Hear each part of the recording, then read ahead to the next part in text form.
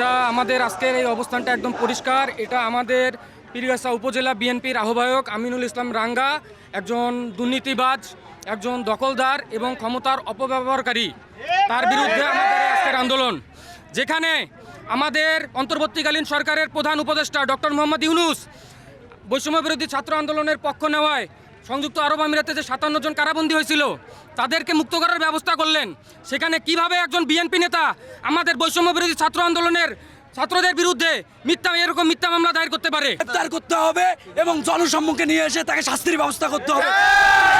প্রশাসনের কাছে আমরা জবাব চাই এবং প্রশাসন আমাদেরকে এই ব্যবস্থা করে দেবে। তাকে আজকের মধ্যেই গ্রেফতার করতে হবে।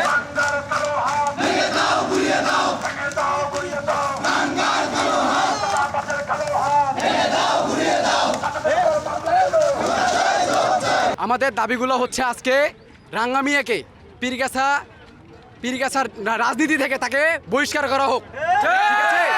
তারপরে হচ্ছে বাজার সমিতি থেকে তাকে বহিষ্কার করা হোক। আর 5 তারিখের বিষয় নিয়ে আমাদের মামলা করা হয়েছে। রাঙ্গা মিয়া আমাদের নামে মামলা করেছে প্রায় 32 জনের নামে। কি কারণে 32 জনের নামে আমরা মামলা করলো, এটা আমাদের জবাবদিহিতা করতে হবে।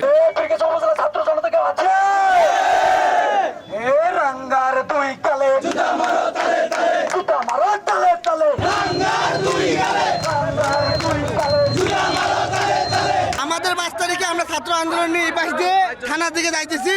রাঙ্গা মিয়া আসি হুটহাট 6 রাউন্ড গুলি চালায়। তার মধ্যে কিছু একটা ছেলের এইখানে হাতে লেগে হাতটা ফেটে যায়। 4টা ছাত্র আহত হয়, তার ভিডিও ফুটেজ আছে। আমরা এর বিচার চাই।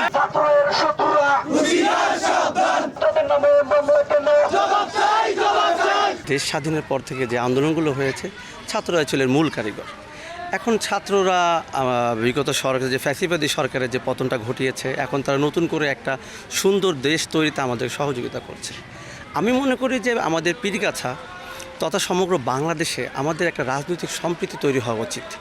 আমাদের কোনো প্রকার পেশিশক্তি নয়, আমাদের কোনো প্রকার বল প্রয়োগ নয়। আমরা একে অপরকে সহযোগী হয়ে উঠব, আমরা কেউ কারো পক্ষ হয়ে উঠব না। উনি বিএনপির রাজনীতির সাথে জড়িত থাকলে উনি মূলত মামলাটি করেছেন ওনার যে ব্যক্তিগত পরিচয়, পীরগাছা বাজার ব্যবসায়ী সমিতির সভাপতির পরিচয় নিয়ে। এখন সেক্ষেত্রে এটা তার সম্পূর্ণ ব্যক্তিগত উদ্দেশ্য প্রণীতভাবে উনি মামলাটা করেছেন। এখন আমি মনে করি যে ওনার এখান থেকে সরে আসা উচিত।